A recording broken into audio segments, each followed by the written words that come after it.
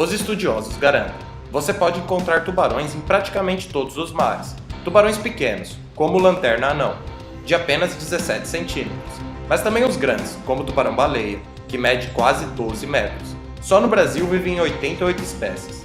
Em geral, são animais rápidos, dinâmicos e, acima de tudo, poderosos predadores. Podem sentir uma presa a longas distâncias e são conhecidos como máquinas de comer. O Brasil também é alvo de um tipo muito próprio de tubarão. Eles agem no ensino superior privado, transformam a educação em mercadoria e promovem a financiarização de um dos setores mais estratégicos do Brasil. Esta edição da TV com TE mostra como grandes grupos nacionais e estrangeiros entraram na lista dos tubarões do ensino no país. Você vai ver ainda porque essa invasão é uma ameaça à qualidade de ensino, ao desenvolvimento e à soberania nacional. Confira!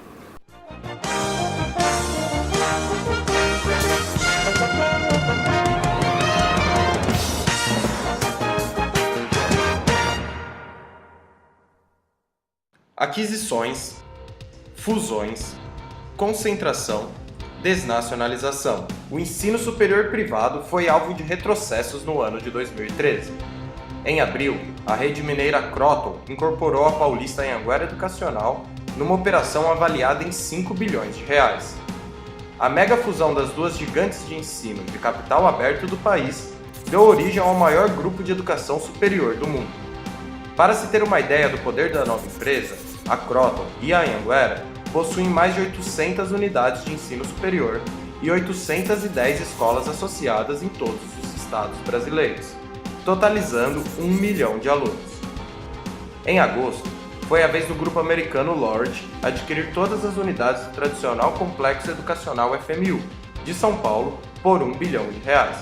A Laureate, que era dona da Anhembi Morumbi, passou a deter as Faculdades Metropolitanas Unidas, FMU, as Faculdades Integradas de São Paulo, FISP, e a FIAM-FAAM, Centro Universitário. Outra movimentação de peso ocorreu em setembro, quando a carioca Estácio Participações, que é controlada pela GP Investimentos, adquiriu por 615 bilhões de reais a paulista Uniceb, de Ribeirão Preto. Desde 2010, a Estácio comprou 11 instituições em 8 cidades, incluindo a Facitec, do Distrito Federal. Mas a compra da Uniceb, que tem 153 polos de ensino à distância ativos no estado de São Paulo e outros 164 já autorizados pelo MEC, simboliza a entrada da Estácio na maior rede de educação do país. As companhias chegam a comparar seus negócios com base no preço por aluno. Enquanto a Laureate desembolsou quase 15 mil reais para cada estudante da FMU, a Estácio pagou pouco mais de 16 mil reais por aluno da Uniceb. A mercantilização do ensino não se resume às capitais. Em maio, a Cruzeiro do Sul comprou a Unifran, Universidade de Franca, por cerca de 120 milhões de reais. Mercado de educação. É exatamente nisso que o ensino superior privado se transforma aos olhos dos tubarões do ensino. Embora as fusões precisem ser aprovadas pelo CAD, nenhum desses processos contou com a participação direta de estudantes e professores. Entidades como a UNE e a CONTE já manifestaram sua oposição à concentração do setor e à mercantilização do ensino. Na opinião da CONTE, a educação particular nunca representou de fato uma opção democrática. O setor privado disputa espaços e verbas com o projeto de fortalecimento da educação pública e gratuita. Além disso, a financiarização do ensino não leva em conta a função social da educação. Hoje, os 5 maiores grupos educacionais respondem por 1/3 do ensino superior brasileiro. Segundo a consultoria Roper, o faturamento das instituições privadas de ensino superior irá de 24 bilhões e 700 milhões de reais em 2011 para 32 bilhões de reais em 2013, um crescimento de 30% em apenas 2 anos. Boa parte desse faturamento é fruto da destinação de dinheiro público para instituições privadas, via programas como o ProUni e FIES. Além disso, muitas instituições, depois de adquiridas, passam por mudanças internas. Para diminuir custos e maximizar lucros, os novos proprietários modificam o projeto pedagógico de cursos que já passaram por avaliação, demitem doutores e mestres e padronizam todo o material pedagógico. Ao priorizarem cursos de baixo investimento, as instituições simplificam as informações, pasteurizam o conhecimento, rebaixam a formação dos profissionais e desvalorizam a produção de saber. A TV com TE foi ouvir especialistas e dirigentes sindicais para saber quais são os riscos para o Brasil. Confira. Todo esse processo de financiarização e até mesmo desnacionalização, ela tem início no início dos anos 90, mas focado na questão da educação básica. Na educação básica mesmo, esse movimento do investimento privado, principalmente de capitais especulativos, ele vem fortemente na educação básica. Mas um período que a gente pode considerar importante, em 2001, foi justamente com uma compra que foi feita do Grupo Pitágoras. O Grupo Pitágoras é uma instituição privada, né, de educação básica e educação superior. O Grupo Pitágoras foi comprado pelo Grupo Apollo. E essa compra do Grupo Apollo inaugura fortemente a questão da compra por capital estrangeiro. Um marco, talvez, mais significativo é a partir de 2007, quando as instituições de educação superior abriram seu capital para a Bolsa de Valores em São Paulo. O que acontece a partir dessa abertura do capital na Bolsa de Valores, há a possibilidade de uma captação de recursos muito mais rápida no tempo. Então, essa captação muito mais rápida permite que essas instituições acabem comprando outras muito rapidamente.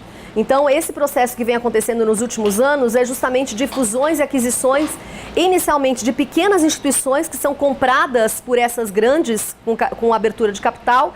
E agora o segundo período que nós vivemos, basicamente a partir desse ano, são as médias e grandes instituições sendo adquiridas por estas que têm capital na Bolsa de Valores. A financiarização do ensino superior tem sido tema de debates e audiências públicas na Câmara dos Deputados, no Senado e em legislativos estaduais, além de CPIs em São Paulo e Rio de Janeiro. A última audiência pública na Assembleia Legislativa Paulista foi acompanhada pelo diretor da CONTE e do Simpro São Paulo, Ailton Fernandes. As fusões, elas trazem em si uma questão muito maligna, que é o enxugamento da folha salarial. Esse enxugamento da folha salarial tem várias repercussões, né? A primeira e a mais gritante é o fato dos profissionais mais antigos, aqueles que estão com mais tempo de carreira dentro da instituição e que, portanto, recebem mais, serem trocados por outros com menos titulação e às vezes até com a mesma titulação, mas essa titulação escondida para que eles ingressem no plano de carreira nos níveis mais baixos. Essa é a primeira questão maligna das fusões. A outra questão maligna das fusões é justamente a questão da captação dos alunos. Cada vez mais as universidades captam alunos por conta, evidentemente, do incentivo do governo, há demanda para isso, mas essa captação de alunos não se cria novas estruturas físicas. São mais alunos na mesma estrutura física. O resultado, além de salários aviltados pelo plano de carreira, um excessivo trabalho por conta de um grande contingente de alunos. Os professores hoje, em algumas instituições, recebem salários menores do que recebiam em valores nominais menores do que recebiam em 2000. No meu caso particular, eu dava aula numa instituição, a Unicastelo, e recebi uma proposta de redução salarial em razão de um novo plano de carreira, e com esta redução salarial, que um dos motivos que levou à minha demissão foi não ter aceitado e ter organizado os professores na luta contra isso, ajudado a organizar os professores na luta contra isso.